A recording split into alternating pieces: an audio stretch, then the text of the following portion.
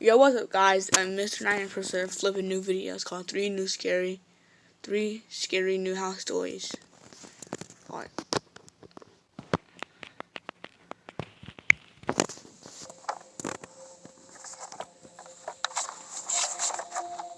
What's that noise?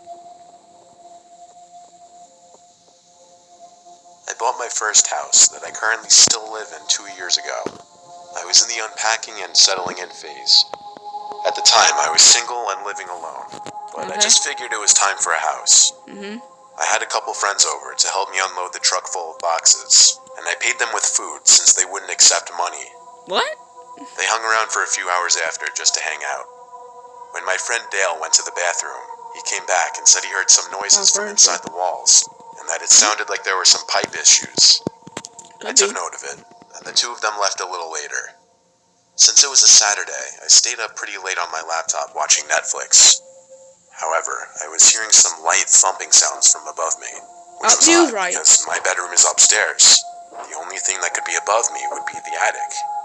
Then I remembered Dale's comments about the noises from inside the walls. I went to the attic door and pulled it down. And I actually had to take a deep breath because I was a bit nervous. I climbed the stairs into the attic and pulled the light switch down. One very dim yellow light buzzed on, just barely lighting up the attic. The noises in the walls stopped, though. Either that, or the noises just weren't coming from the attic, I imagined. With no boxes up there yet.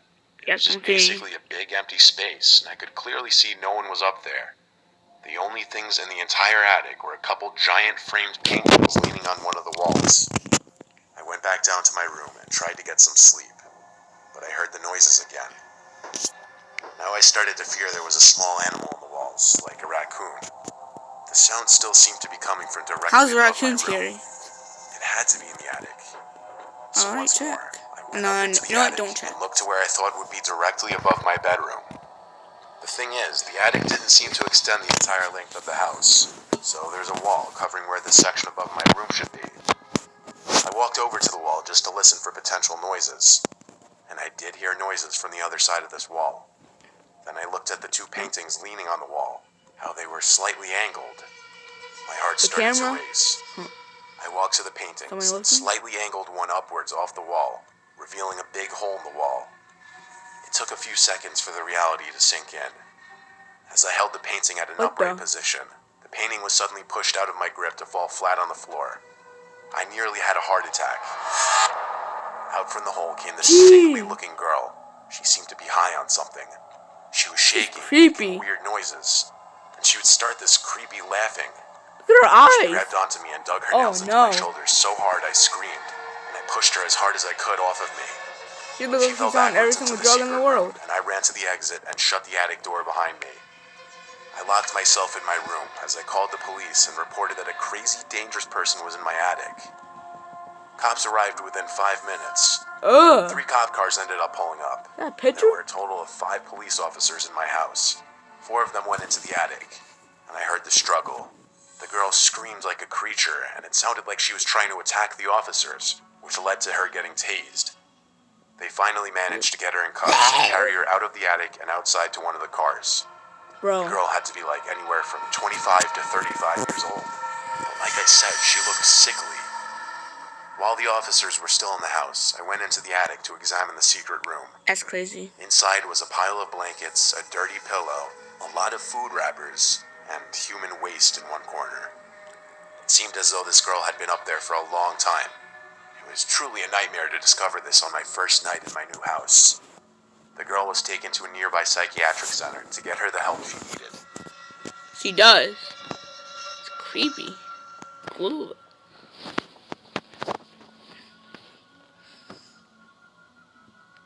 My dad helped me buy my first house when I was 28.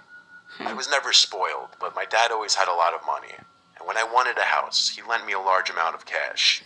Wow. The previous owners of the house were an elderly couple. As far as I know, the husband died many years before I moved in. The wife died just a few weeks before I bought the house. The son of the couple who sold me the house kept a lot of the furniture in the house for me, and he took only what he really needed or wanted, which made things easier for me, less furniture to buy. I did dump some of the more outdated stuff on the curb, though. including this old rocking chair that was sitting in the living room. That's creepy. A lot of the furniture just had an older, creepy vibe that I didn't want in the house. The next day, I was cleaning out more junk in the upstairs section of the house for most of the day. A lot of it was heavy lifting, so I'd take breaks in between, and this ate up most of the day. I didn't really get an ounce of sleep the night before, as I have a mild form of insomnia which affects me certain nights. That second night, having moved into the house, I went out to get some Chinese for dinner because I had no energy to cook. When I got back, I was disturbed to find the front door was unlocked. Now, I truly don't remember if I had simply forgotten to lock it or not. I wanted to believe I forgot, but it just seemed so unlikely I'd forget to do that, especially with my brand new house. Yeah. I started flicking on every light of every room on the main floor. The more light, the safer I'd feel. I then proceeded up the stairs to do the same there, in the common area and in all 3 bedrooms. There was also a basement to the house that I'd only been down inside once at that point. One It was time. not a big basement like you would expect, though. It was kind of just a small storage and dryer happened to be. I was already feeling a lot more confident that I had just simply forgotten to lock the door, but I still had to check the basement before I could confirm this. I That opened paranoid. the basement door and I flicked on the light. As I got halfway down the stairs, I saw an old rocking chair sitting in the middle of the basement. I didn't remember it being there the first time I saw the basement. A ghost did it. When I stood over it, I could swear it was the same rocking chair I had thrown away the night before. If not the same one, at least an identical one. I looked around the basement though, and there wasn't anyone down there, so I did calm down just a bit. I headed back upstairs to eat my Chinese food. We want to calm I down. remember leaving the basement door cracked open though, which sat right next to the kitchen, and I started hearing rickety, creaking sounds from downstairs. I ran to the basement door and Is that a tried to mouse? turn on the light, but it wouldn't turn on this time. All I could think was, what the hell was that noise? Yeah. I went to the kitchen and grabbed my flashlight from under the sink, and I went a quarter of the way down the stairs with the flashlight beaming down to the bottom, and I saw the rocking chair moving, and someone was sitting in it. It was an old woman with gray, curly hair, glasses, and she was dressed in a pink nightgown. Her head slowly turned to be looking up at me. I gasped and left the basement, closing the door this time. I don't know what I was immediately thinking at that point. A ghost? All I knew was I had to call the police. Probably a ghost. When they came, they searched the whole basement with me, and we didn't find anyone. There were also no hidden compartments you could have escaped through. At a certain point, the cops started looking at me like I was crazy. I knew it. And pretty soon they left. I had the contact details of the son of the couple who owned the house before me. So I called him up around 8 or 9 p.m. and described the lady to the best of my ability. He sounded shook and started to cry over the phone and said I just perfectly described his mother and her favorite nightgown. He said he'd be right over. I knew it. He got to the house within the hour and we went downstairs together. He seemed to be in shock the whole time. I could see his hand shaking. He ended up leaving with the rocking chair after a while of talking with me and being very emotional. It may have been emotional for him, but it was the scariest thing I could have possibly ever witnessed with my own eyes. It still stands to be. Yeah. I kept the basement door locked 24/7 after that, and I'd be scared to do laundry for months. Better. But after half a year of nothing happening, it wasn't that bad. I only lived in that house a year and a half, though.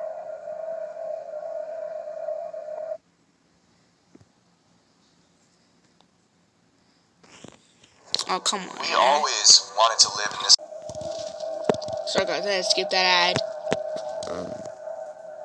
When I was 12 years old, my family moved to a new house in the countryside of Louisiana, located near a small village. What kind of stuff is that? That's cool. We'd always lived in rural areas, definitely grew up unfamiliar to the city lifestyle or anything even remotely close to that. The property was 3 acres and very private. On the second night at that house, our dog Parker, who would sleep in my room, started barking and growling in the middle of the night. When he saw that I sat up in my bed, his tail started wagging, but he'd continue to bark and growl. I couldn't tell what he was looking at, though. He was just looking towards the corner of the room. I checked the closet and nothing, so I told Parker to shut up, and he did. But I did keep hearing him lift his head off his bed. Sorry about that again, guys. Someone had Braylon open the door. I checked the closet and nothing, so I told Parker to shut up, and he did. But I did keep hearing him lift his head off his bed every once in a while, reacting to something. To what? The next day, an older man came and knocked on the front door. My dad answered while I was in the living room watching cartoons.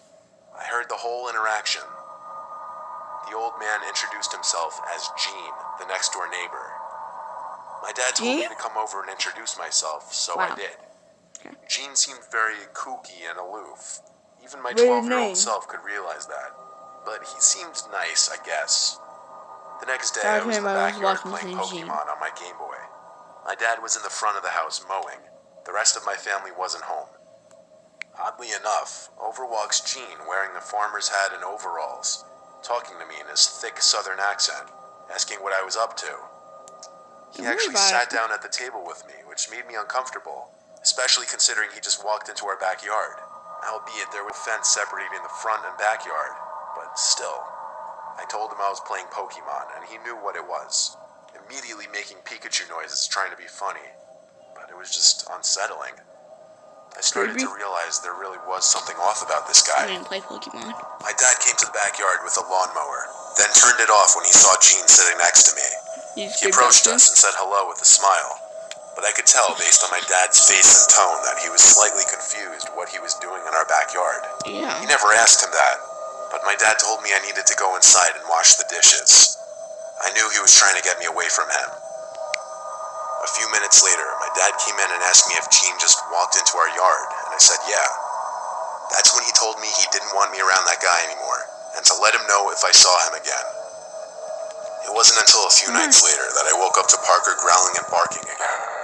This time he was looking at the window. I got up to open the window just to hear if something was going on out there. Quickly after opening the window, without seeing anybody out there, I heard Gene imitating Pikachu noises again, in his creepy old man's voice. I ran out of my room screaming Dad repeatedly. Still talking about When I told Pikachu? my dad Gene was outside my window, he stormed outside to check. But when he couldn't find him on the property, he went to Gene's house next door. But here's the twist. That Gene guy didn't live next door. An older woman answered the door and had no idea who he was. What? So my dad went to every single neighboring house, and nobody had ever heard of a Gene. My dad called the police to report the man.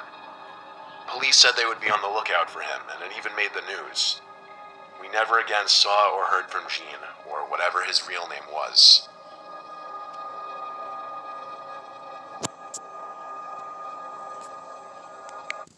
That's creepy. Ooh.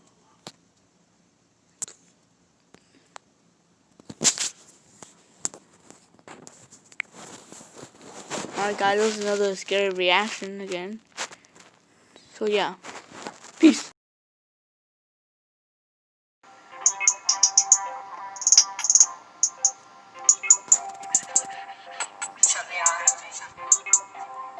She walking that bitch and bang. I'm on the jet, it's private. That boy playing around. Yeah, working on